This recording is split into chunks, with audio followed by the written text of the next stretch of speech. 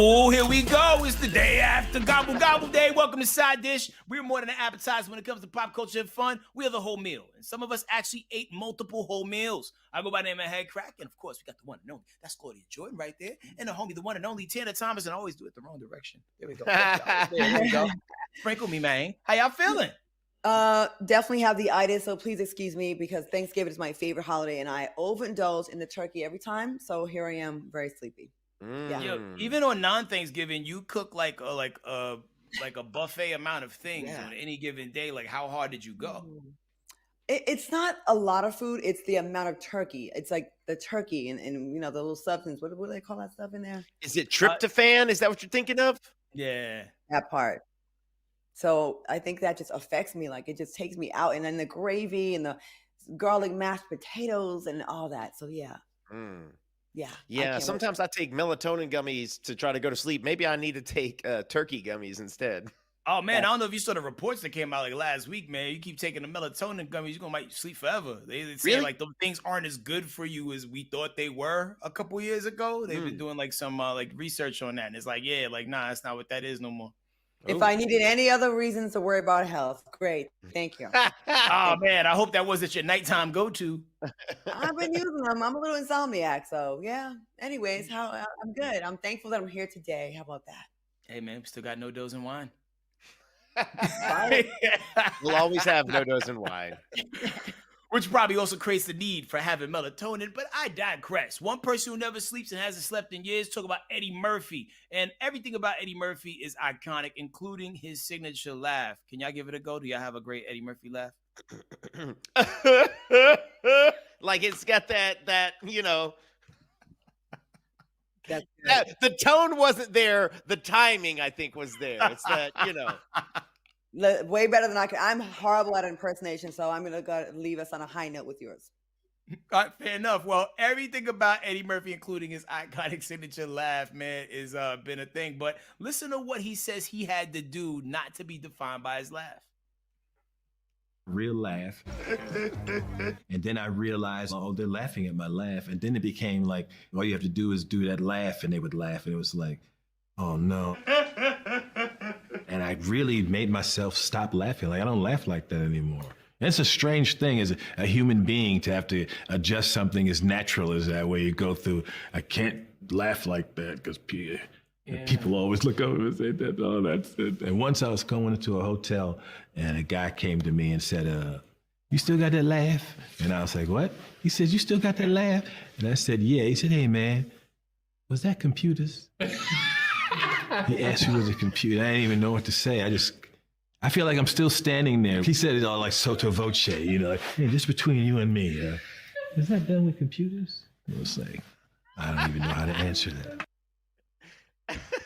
Yo, man, like, he don't even have to do the laugh because he make us do it for him. Like, you know, like, he just makes me laugh just by, like, watching him do something, anything, even if it was serious. My top movie, like all-time favorite movies are, like, I say most of them, at least half of them are Eddie Murphy movies. Like, I think he's so good. Like, I mean, I gave you my Nutty Professor reference before we started the show, but Boomerang, just all of them, Life, so good. He's so talented. I'm sad for the man that he had to change his laugh. How messed up is that? Like, I remember that laugh, that classic, like, I mean, I'm gonna butcher it, but that sort of like that sort of like timbre and like pattern to it. But man, if I heard Eddie Murphy come up with a ha ha ha, like I don't want to hear that. I want to hear the old school laugh. Yeah, that was one of the things that made him magical, you know. And at this point, he's got so much money and success. Like, no one's judgment should mean a thing to him. Like, Eddie, laugh, get with your goofy laugh. We like it. Yo, and the crazy thing is, like, I usually would go on record saying that my favorite Eddie Murphy has a gun. But then when you were, you know, saying some of the movies you mentioned, it's like, yeah, I did really, really, really like Boomerang. And I loved Coming to America. Coming to America. There was no gun. Samuel Jackson had a gun, but he didn't. But, you know, like, it was just such a good movie with or without gun, Eddie Murphy. Trading Places. No gun. Classic Eddie Murphy movies. He's so good. Yeah, man. Shout out to him, man. What's your favorite Eddie Murphy movie? Drop it in the chat below. See if we're on the same page. gun Eddie Murphy and non-gun Eddie Murphy, because there is a difference. Like my favorite gun Eddie Murphy, Beverly Hills Cop. Yep. Okay. Non-gun Eddie Murphy, yeah. Coming to America. Too many quotables. And Classics. also, Both Life. classics. Every time I see the movie Life, I have to watch it. Every single time. And Coming to America. Okay. Oh, what do we got going on? Oh my gosh. Okay, so this is the rivalry. This inter-team rivalry is never going to end. I'm talking about Michael Jordan, Scottie Pippen. All right, notoriously not friends anymore. Not on friendly terms. They don't talk, and it doesn't help that in back in 2020, The Last Dance doc. You guys remember that came out on Netflix. Pippen felt that Michael reduced his contributions to their history, the history of the Bulls, and obviously we can't forget that Scottie's ex-wife, Larsa Pippen, was dating Michael's son, Marcus Jordan. Well, their other former teammate, Randy Brown, is hoping for a holiday miracle. And he said, I'm not going to let it go. I'm hoping it will happen sooner rather than later, even though everyone's read in the media about Michael and Scottie's differences, all that stuff. I hope it can all come to fruition, that we can hug each other one last time. And then from there, we can see where it goes. So Randy's optimistic about Michael and Scottie becoming friends again. Could you guys do this? Is Scottie right to be upset about that documentary? Evidently, Michael had creative control over the documentary, and he told his story. Yeah, I mean, and it's his story to tell. I mean, they look chumsy there. It'd be crazy if you found out they didn't even shoot that together. It was like, Right. whatever Right. Photoshop was Yeah. back then. That's possible.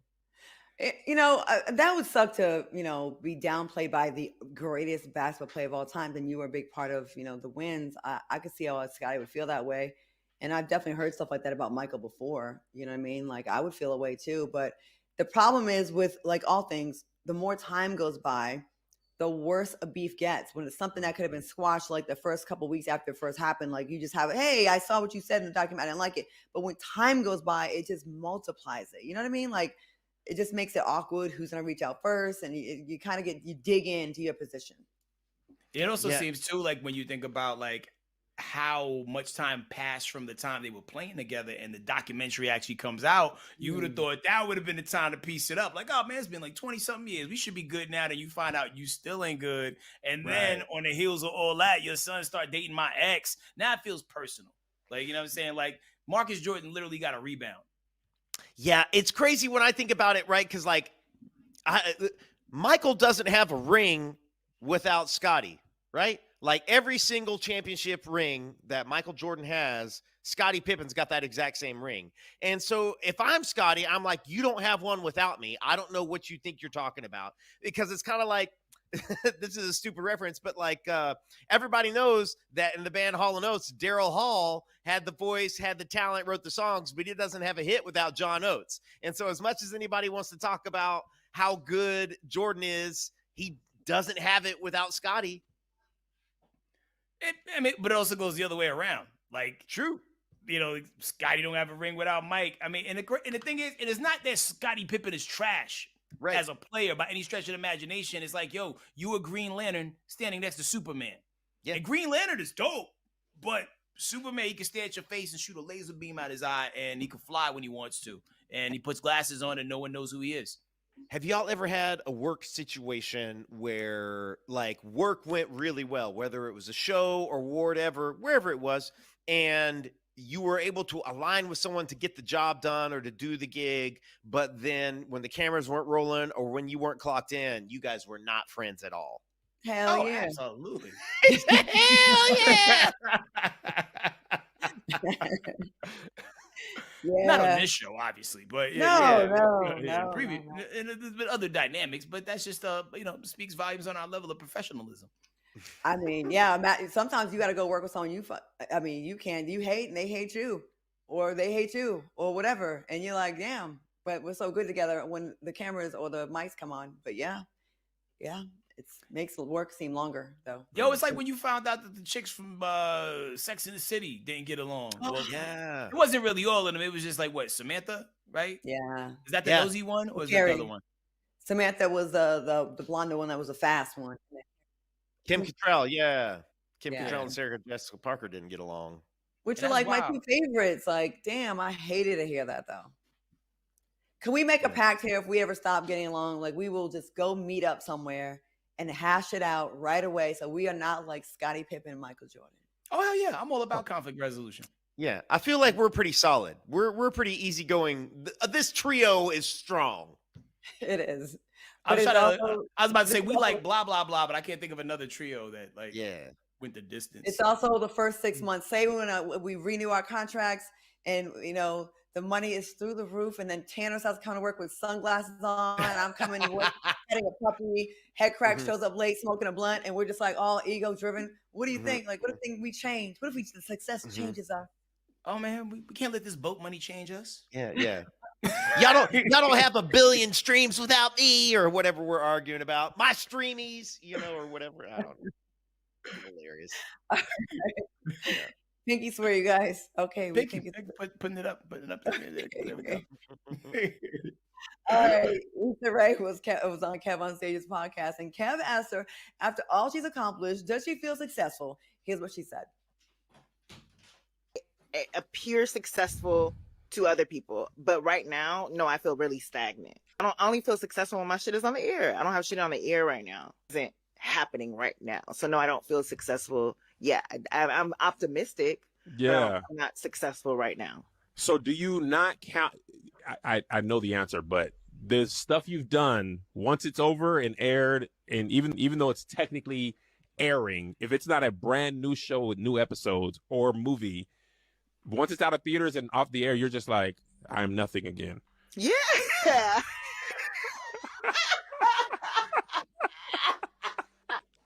I have nothing. I have no. I'm gonna write that in my journal. But yes, that is. I haven't put words to it, but that's exactly how. I have nothing again. It's crazy. It's so real. I know that feeling. Oh my God, she said that's so perfectly said. And it's like, until you don't appreciate all the stuff that you've done yourself if it's not constantly moving. Unfortunately, this business and sometimes the critics, like, they don't give you cut you any slack. They're like, what do you want now? You can have a resume that's 4 pages long. What are you on now? Or you fell off. Like, God forbid you go like 3 months without a job, you fell off. And it's a hard business. Yeah, it's easy to get a gig when you got a gig. Right. And not all gigs allow you to get extra gigs while you gigging. You know what I mean? So it is like an employment jump rope. If she feels stagnant, I feel like Han Solo and Carbonite. You know what I'm saying? Like, it's just such a different landscape than what it was, like 5 years ago even, man. Like, and I don't like vertical content. Oh my gosh. It's one of those things where it's like, I imagine people outside of the industry feel like this if you haven't gotten a promotion or so long, or your career was on some kind of hot track and it exploded, and then you wanted that job and you didn't get that job, or you wanted that promotion, you didn't get that promotion. To hear Issa Rae say that, like, I don't feel like I'm a success right now because I don't have a new show on the air. Man, I relate to that. And I'm sure a lot of people relate to that. It's wild to hear her say that, though, because just like what Kev was saying, on the outside, you go, oh, no, you've had all the success in the world. But that sucks that it seems like we are never allowed to really stop and smell the roses and just be like, wow. I recently got this award in DC, and they gave me like a Living Legend award, which I thought was way doing too much. Like, I'm like, I don't deserve this yet. But then they played a video package of all the things I've done, and it like kind of made me emotional, because I think we don't like stop and smell the roses and say, damn, I have come a long way. I should be proud, because we're constantly thinking it's not enough. I got to get to the next level, where I want us to like make a conscious effort to start appreciating what we have today. Because there was once upon a time when all three of us would have loved to be where we are now and would have given anything for it, and to start taking it for granted, I think is just doing ourselves a disservice. Hey, congratulations on your award, yo. For real. I'll show it to you after the next commercial. Okay, cool. Oh, very cool. Yeah. Well, real quick, before we go to break, man, we got this new segment called Whatever Happened To. Ooh. Music comes later. All right, so the year is 2011, and social media is still kind of new, right? And a video drops on the internet of someone getting arrested, and a legend is born. Let's see if y'all remember this. I'm an innocent bystander. They saying I drove a getaway car, but I cannot see. I'm legally blind. That's my story. I'm sticking to it. I'm innocent. Come on this way. So are you from Houston? Man, I'm from Port Arthur, Texas, and I'm a female. I did not drive a getaway car. I'm legally blind. How'd you get wrapped up with these folks? I got wrapped up. I was walking down the street and I caught a ride. So you don't know these folks then, is what you're saying? I know 2 of them. I don't know the other 2. They saying I drove a getaway car, but I'm legally blind, so how I'm gonna drive a car? So did you know what happened to the 73-year-old victim then, or I don't know what happened. I just know what the police said. So you can't see at all? Huh? You can see though, right? I'm legally blind. I can see barely, but I'm an innocent bystander. Come on, Miss Good. You know what I'm saying? I ain't do nothing. I don't know what's going on. All I know is my side of the story. I can't tell no other story. I'm innocent, and Mama, I love you. P.O.P. all the time. Right these are good boy, baby, for life. Hold it down. Oh, that voice. Oh, the voice is so funny. Oh my God. Yeah, I'm not sure if that was like the most recent mugshot of her, because I was definitely expecting her to have the Diddy going on, but not so much, I guess, right? So whatever happened to P.O.P. holding it down? Well, her name is Donna Goodall, and she got sentenced to 18 years for aggravated assault. But Donna was trending earlier this month because she was denied parole, but she's scheduled to be released in 2029. What do you think she's going to do when she get out? You think she's going to throw a party? Oh, she's definitely gonna be hosting parties. She's gonna have a TikTok and all that. But wait, 18 years for aggravated assault. That's a lot. There's killers who get out before that, and This is true. I know a couple. ex-offenders. Like, get out of here. Really? So I'm gonna show you guys something. I read part of the show. You know, I read the show before the show, and I was like, I wasn't super familiar with this, and so I was doing some research. What I'm about to show you is real. If you want, you can buy her a book on Amazon. She wrote a book. It's called Blurred Vision, the Donna Goodall story. I'm getting that. I'm buying that right now. On Amazon now. I need that. And she references her quotes. The book came out in January of this year. Man, Oh, well, I it need takes a that long book. time to write when you're legally blind, so I understand. And you know, Tubi is good for making a movie in about a week and a half about news stories, and they'll name it exactly what it is, where you don't have to like try to figure out what it is. The movie would be called "The Girl Who Said She Was Legally Blind," and that's it. Like I kind of want to just produce that movie. All I right, would so get Claudia, that. put your casting hat on. Who we got in the lead role? Boosie. I'm from Port Arthur. I'm a woman. I'm a female. I'm legally blind, man.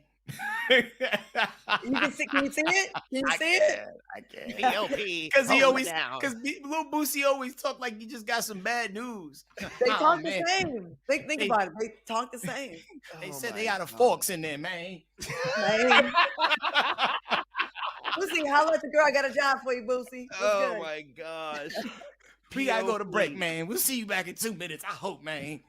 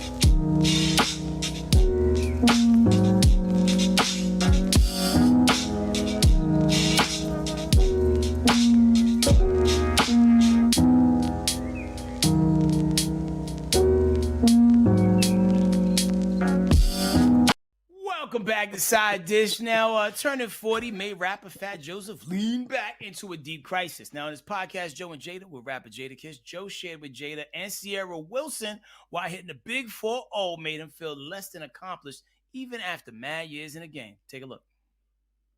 I'm 40 years old. It was depression. Why was it depression? And let me tell you something. I had built the flyest house I ever built. Just flying walls out of gold. Great. I'm doing just fine. That wasn't a bad moment in my life. It was just like, we've been doing this since we're young. I've been rapping. I've been in the game since I'm 19, right? Yeah. So when I'm about to turn 40, all I know is standing on couches and popping bottles. But that 40 hits you like a different, like, I was depressed. They had to get me up off the couch. And you know who told me? Because all I ever thought of was I'm going to be a rapper, whatever. At 40, I ain't never see a rapper hit one out the park after 40. Mm. So my man Dre, Cool and Dre, came over on my birthday. I was straight depressed. And he was like, yo, Joe, you know, Tina Turner ain't have her first hit till she was 47. Wow. So he started breaking all this down and made me feel a lot better. Yeah. You know, because I was scared of what the future was for what we're doing. Mm. You know what I'm saying? So what we're doing is we're selling this brand, we're selling this and this and that. And then for a guy like me, it felt like, oh, they know I'm old now. They know you know. So it was a lot of mental health that I was going through that one day, just one day. The next day felt brand new again. Everything's good. 50 felt better than 40. Wow. And I also want to point out that he didn't get a beard and goatee till like after 40 either. Like, you know what I'm saying? That was like adult onset beard.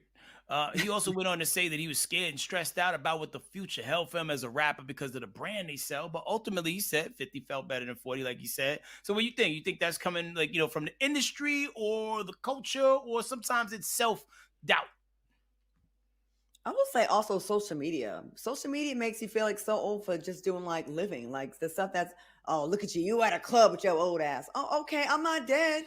You know what I mean? Like, yes. And I get that. And probably not a lot of evolution as well. Like he pretty much stayed in the lane of a rapper the entire time.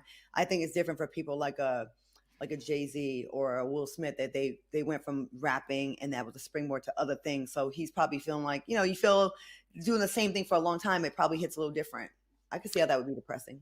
I feel like the evolution that part is key there, because it's like you feel, I felt like personally, like these little pockets of your life, right? Your teen years, you really identify that. Then your 20s, you imagine Fat Joe's popping off in his 20s. He's got hits, like he's living his dream life. Not much changes in your 30s. You still kind of feel mostly the same. You still kind of look mostly the same. And then you wake up one day and you're 40 and you're like, oh, damn, 50 is right around the corner. And, you know, in your mind at the time, because you've been young so far your whole life, that feels old. And so now you start thinking about yourself in a different life, and you get these realizations. I mean, once the warning lights start coming on your joints, you know what I mean? That's when you start questioning your whole existence. Like, yo, like, why did I wake up in pain? Like, you know what I mean? Like, that didn't happen when I was in my 30s. You know what I mean? That sort of thing. And then when you look at rap, like, I mean, Fat Joe is one of the few people that had songs on the radio in the 90s. The early 2000s, the 2010s, and then still like managed to score some points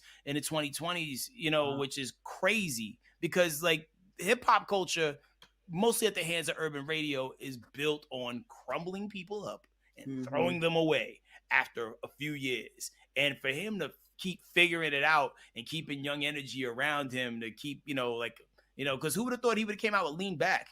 Who would have thought he would have came back with All the Way Up after Lean Back? And then, yo, like, go to a Fat Joe show. You'll be amazed at how many songs he kind of got in the tuck.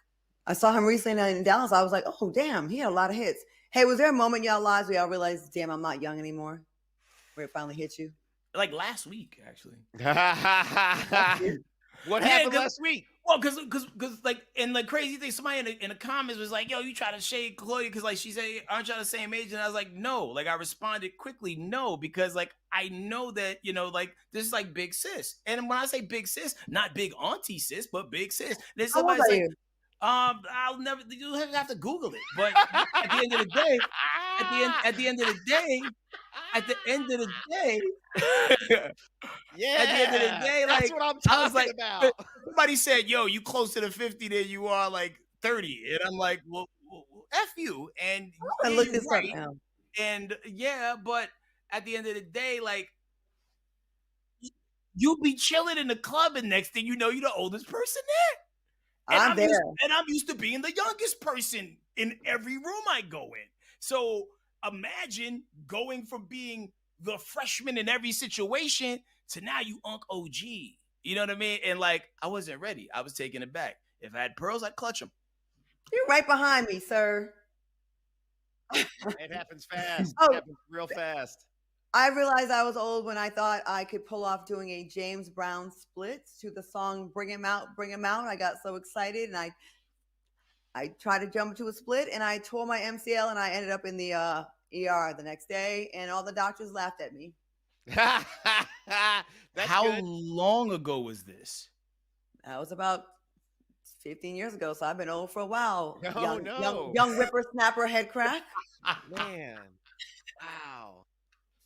Grasshopper. Old folks on See this how I'm the show. old lady on the show now? I'm the elder. Low key, you look younger than everybody on this panel. So I know, like, right? apparently God likes you a lot, and you winning, man. Like, yo, like, no shade, man. I love everybody here. Okay.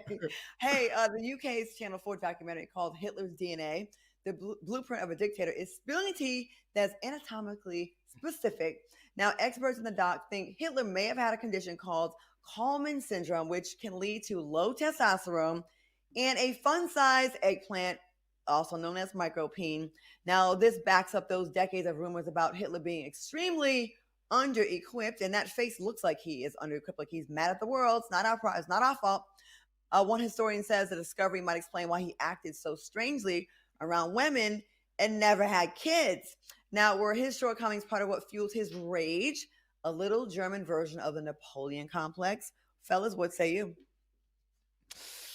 Yeah, you could get made fun of as a kid when something like that gets to going around, and now your ego's smashed. Now you got to overcompensate in all areas of your life to try to make up for it. You know what they say, short stash, and so What do they say?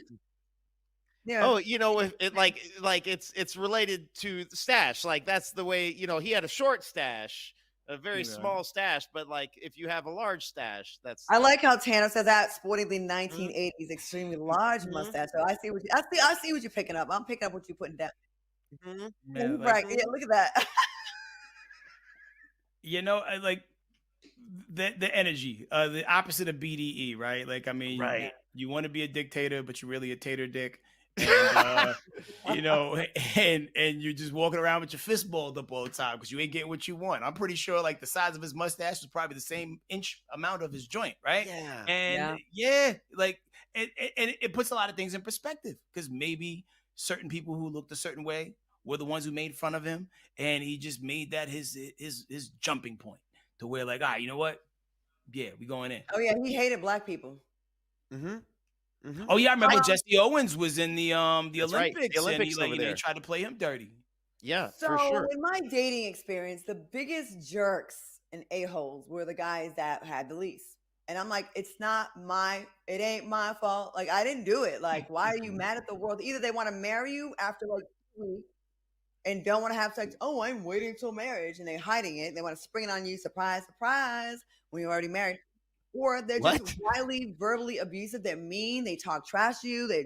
They try to humble you. And I just feel like, ladies, stop breeding with these small peen men because it's creating small peen sons that are terrorizing other daughters. And if we could just make them all go extinct, we could end all these world wars. I believe a lot of the dictators that we have in office right now that are tyrants are also victims of this Kallman's disease, aka little D energy syndrome. That's what I think. Mm-hmm. I mean, I think for scientific purposes, they should dig them up and just see. We should. A guy with a big peen doesn't have time to be mad at everybody because he's too busy getting all the girls and having great sex.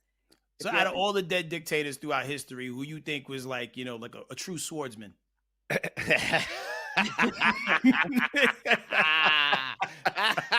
Yo, I mean, now I'm rethinking history. I'm like, Napoleon was a hell of a general, but was that confidence or was that desperation? Overcompensation. I'm telling you. I'm telling you. I have my ear on the streets of lady talk. Okay, me and my friends talk about this all the time. All the time. And it'd be real. Yeah, it's sometimes you're like, well, if you ever have time, fellas, when no one's around, Google penile enlargement surgery, and you see the before and afters. You'll be amazed at what some people are walking around here with, and I see why they'd be mad at the world. But like when you do that, if I'm not mistaken, it don't really like work. It's kind of like a lot of times like for display purposes only. Yeah, lame like duck. Like a noodle, like when you put noodles on a dog. Noodles. When you neuter the dog, like they're like fake. They're fake nuts. Just so what? Like, yeah. Does everyone know this? Am I learning this in real time and everyone else knows that? They put fake ones on dogs? They're like ornaments, man. Like, that's crazy. It's an cool, implant. man. Yeah, ball implants. The dog doesn't know. That's strictly for aesthetics. That's strictly for us to be like. How do you know? How do you know, Tanner? Maybe the dog feels insecure because he's missing that weight and that heft. You know what I mean? Those bark be a little different after that. Okay. Wow. All right. Well, moving right on along, keeping it sexy story time. Comedian Dion Cole told a little story that is very equal parts funny and equal parts awkward. On the Drink Champs podcast, he shared how a celebrity singer who we all know and love stole his girl from him back in the day. The celebrity, I'm not going to tell you who it is, but I bet you can't. Bet you'll never see it coming. He didn't either. Like my arch nemesis, Jack. Stevie ain't.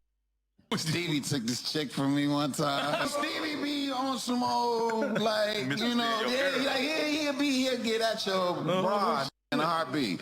A blind dude took my girl. No offense. But like, look, I seen him later on, right, after he did that, right? So he sat down, and I'm looking at him like just chilling. I got over there, and he was just sitting there, and they was like, Dion right here.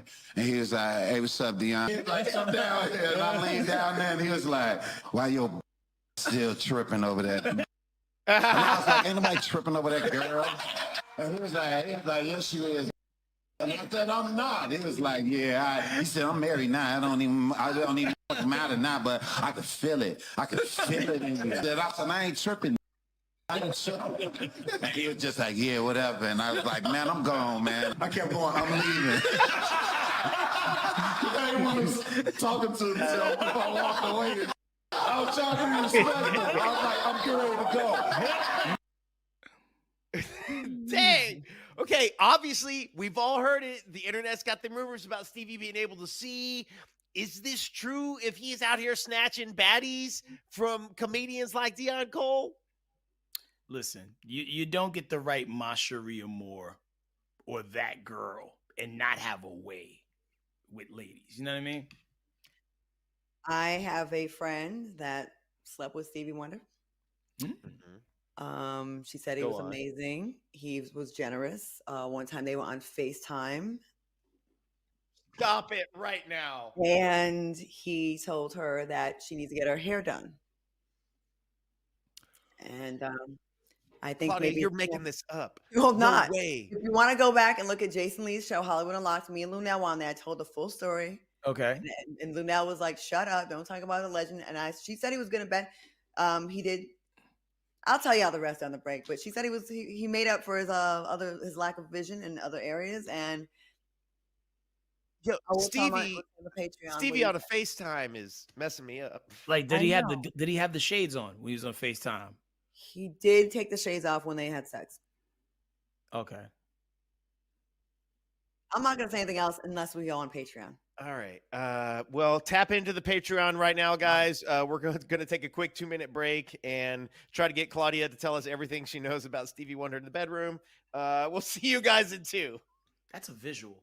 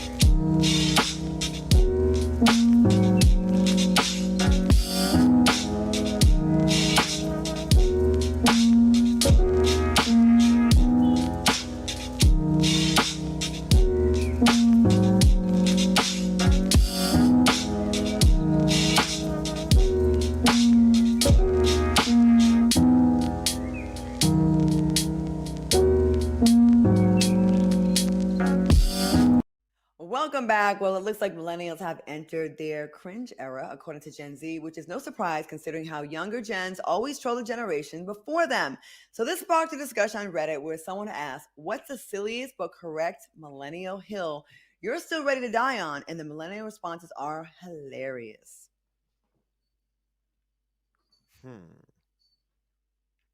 All right, so this sparked a discussion on Reddit when someone asked what's the silliest hill you're ready to die on, and some of the responses range from a bunch of things, like this person right here. Big decisions and big purchases are for big screens, not phones. Stating your phone number when leaving a voicemail, double points. If you do it at the beginning and at the end. Paper menus are the correct way to order food when dining in. I'm not scanning a QR code, and I'm gonna put my hands in the air when I dance, especially at concerts where most people's hands are only in the air when they're holding their phones. That's wild to me. All right. So what generational thing do you still do that younger gens clown you for? I do hate them QR code menus with my I don't whole like entire them. heart. Make a menu. We used to be a real country. Yeah. We used to have a society. Give me a paper menu. I still use a home phone. My friends clown me all the time. That's really? right. Yeah, you got the home phone. I remember that. But you got to get that long curly cord because I know you got the cordless at home. I do. It completes the set. Like, do they, like, to the point to where they call the home phone first and then hit the cell joint? They do both. They can't reach me. All right. Yeah, like I don't even know my home phone number no more. I definitely do the thing where when I'm leaving a voicemail, I always say my number. And I don't even know anymore if you have to do that at all or if all that information always logged. Like if you're calling a business, do you need to say your number? Because I still do. Yeah, well, as a person who operates in a business space now, like, yeah, like I do appreciate when people go caveman mode and leave a voicemail as opposed to texting the text line to like leave a number behind, because like, yeah, like, you know, sometimes you don't have a caller ID that works in a box way. It's just the one that's on the cordless phone. So it helps sometimes just to have it as a backup, you know? Good. But yeah, I do hate going to concerts too, where like everyone's on their damn phone and not enjoying the moment. I tell you how. One of the ways that I know that I'm getting old is when I'm walking around and kids go by me too fast. I've started to yell at kids to slow down. That's where I'm at in life. Do you shake your fist at them when you do it too? Oh yeah, sometimes. I can't even say what a kid verbally responded to me with some aggression, and I almost exploded because I wanted to abort a child in front of a Patagonia's. But that's how I know I'm getting old. Is that's part of it. Is like I first off, big screens, big purchases. I'm with that one, and then the other one is like I'm yelling at kids to slow down now. Yeah, like yeah, sometimes it's crazy because like you like when you like want to like address the youth of today, you got to kind of look and like, all right, cool, there's like 5 of them, like this one, like yeah, he might be 18. If I punch him with my whole might, you know, he looks like the leader. Like, you know, like you really got to scope it out, you know, like and just figure out like, you know, like are you assaulting a person who is legal age or like just a over steroided out child? Because some of these people do need to be course corrected in real time, but you know, that's neither here nor there. Just recently, I did graduate from having physical paper airplane tickets where I'm good with it being on my phone, but I used to always get the printed ticket. Do you get the printed ticket or you use the phone? I do get the printed ticket sometimes from certain airlines just because like I check the bag at the gate. However, where I will always get a ticket, moving on until the end of time, until somebody figures out how to put these gangsters out of business. Ticketmaster and your fees, your convenience fees for a ticket that you're emailing me, mail me my ticket. Mail it to me. I want it mailed. That's convenient to me because like, yo, I literally bought a ticket that after the fees, the fees were almost the amount of the ticket that I bought, and I bought 4 tickets. So That's it was crazy. with the angriest of hands hitting enter or pay on that phone, and I pressed down like that because you know, because I'm a dinosaur, and yeah, it just makes me mad, like because you're not doing anything. Back in the days, like Ticketmaster would mail you the ticket, you come in the mail like between 6 and 8 weeks, depending on what the show is. That was convenient. You're sending me a digital thing that's gonna be on my phone in 2 seconds. Yeah.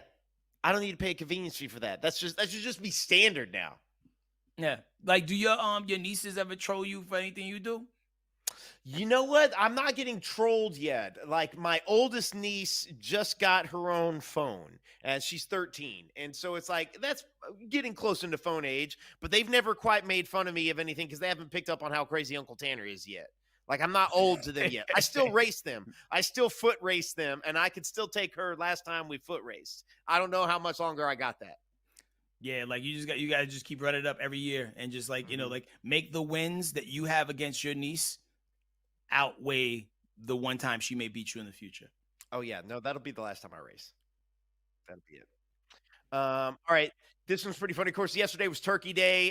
We got a today this week in white people news and running to the comments, crossing them over. Here we go. See, those people were literally running to the comments. All right. Like I said, Thanksgiving was yesterday. This viral freestyle about a white woman's cooking is still making the rounds. We're going to check this out. Locked up, she done made macaroni cups. I can't fuck with that, no luck. I don't want no macaroni and no cup. She talking about that's ham. No, the fuck it's not. Ma'am, no, that's not no ham. That's some cheese in a pot. That's a glizzy. Hey, I'm not. Baby, listen here. I don't want none of that. I can't with that. Them just collars, no greens. Where is the steam? But you need to do that shit. Do it real quick. Do it mean. Throw that in the trash. That look like it came out your ass. I can't with no grape salad. Anybody that make grape salad need to go to jail, need to go to hell, need to be sitting down damn near in the cell talking about a peanut butter jelly mother pie. You need to mother die. You got mother pineapples and cheese. Call Lord G's. Oh my goodness. Of course, the comments did not disappoint. One person said, when are we putting her in jail? Another person commented, anyone who makes grape salad ain't valid. Someone else said, I filmed my white boss's video. He said everything looked pretty good. A white man actually commented, this ain't white, this is see-through. And some people were just feeling the beat and posted GIFs. No macaroni and no cup. She's talking about that's ham. No, it's not. Ma'am, no, that's not no ham. That's some cheese in a pot. That's a glizzy. Hey, I'm not. Everyone's kind of on beat in a weird way. Yeah. Kind of funny. I follow that lady and her son that posts his mom's cooking, and she's dead serious. And some of the stuff she does, I'm like, no, like, you have all the ingredients. She refuses to season anything. She boils everything. But they have a really cute relationship. But that stuff, So there was nothing in that spread that you would have like at least tried. Oh, wow. Absolutely no. I would try the macaroni and cheese in a cup. Like that could be interesting. The other stuff is violent. The other stuff is terrifying. Listen, I'm very Caucasian, and I'm gonna post. I'm gonna dig up some photos of Thanksgiving at my family's house because it is much better than this for sure. Of course, your mother has the blackest white lady name ever. I know she can throw down. Yeah, somebody's gonna be oxtails at his house. Yeah, I think he's probably blacker than ours. There you go hard. Pineapple with cheese is scary. Like that is some sociopath mixed together right there. I would do that peanut butter pie though. I would. Okay, would you? Yeah, peanut butter. Jelly in there? I think that's what he rapped about. And like that guy, Super Ray 14K. Yo, his whole page is hilarious. He be rapping about a bunch of Detroit stuff, and like, yo, it takes me out every time. I forgot all about him, but welcome back. Fantastic. That's crazy. All right, to break we go. But when we come back, we got the question of the day, and we're gonna really need your help on this one. See y'all in 2. Yeah.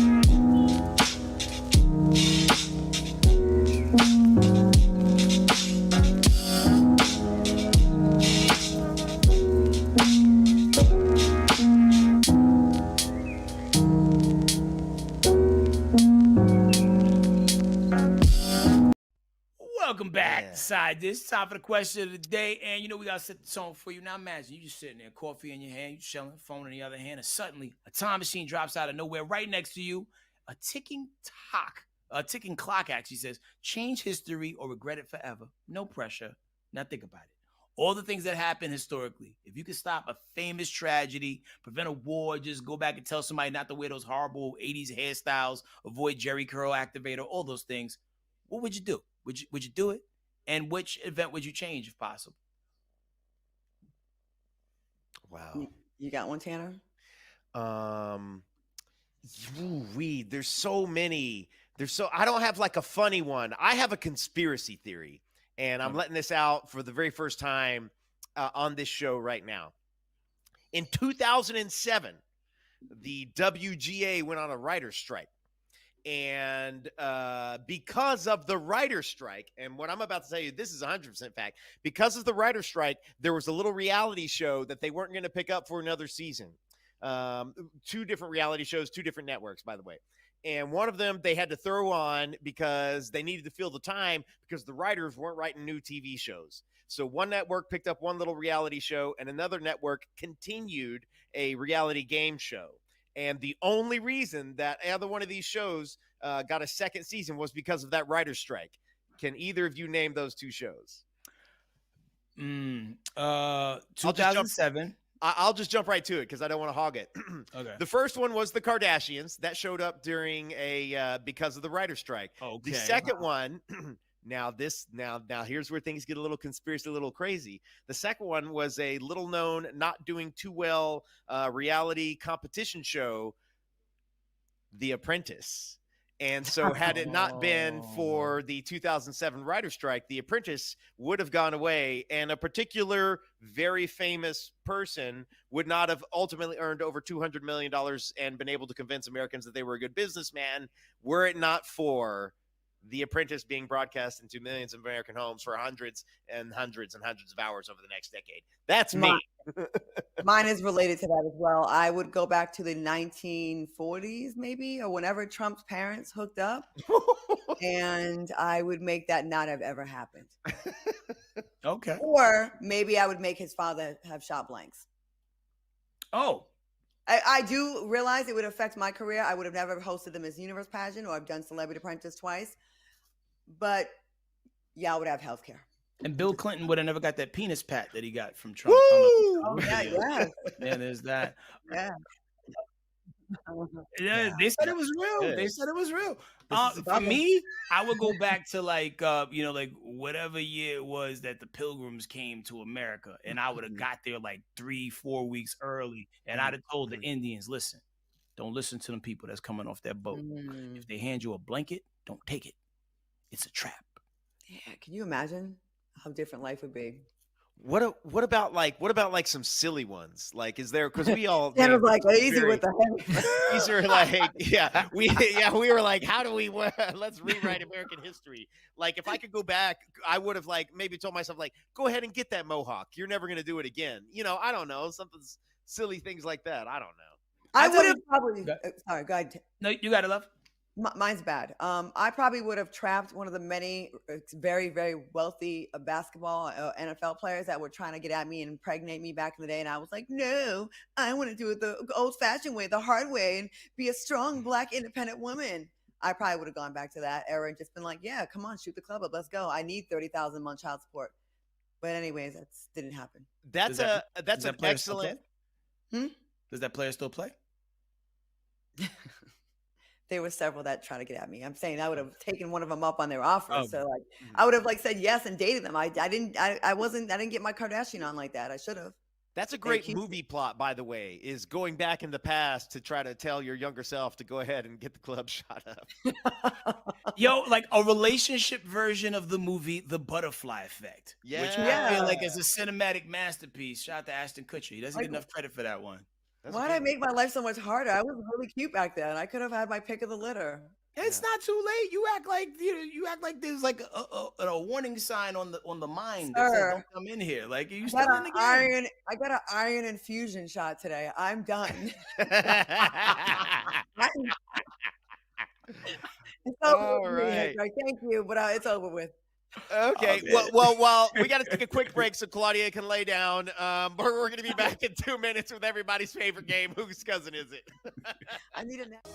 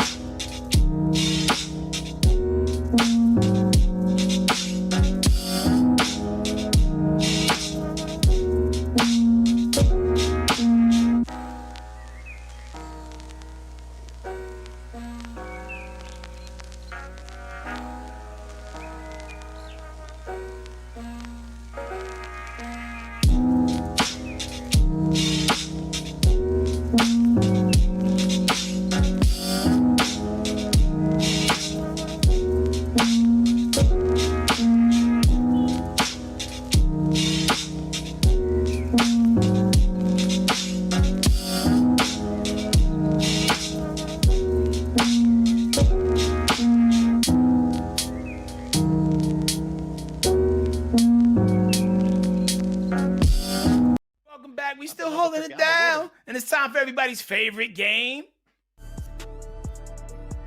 Whose cousin is it? Okay, the devil made me do it, cockroach edition. Now, 25-year-old New Mexico man is facing double murder charges after telling cops he did it because a cockroach told him to.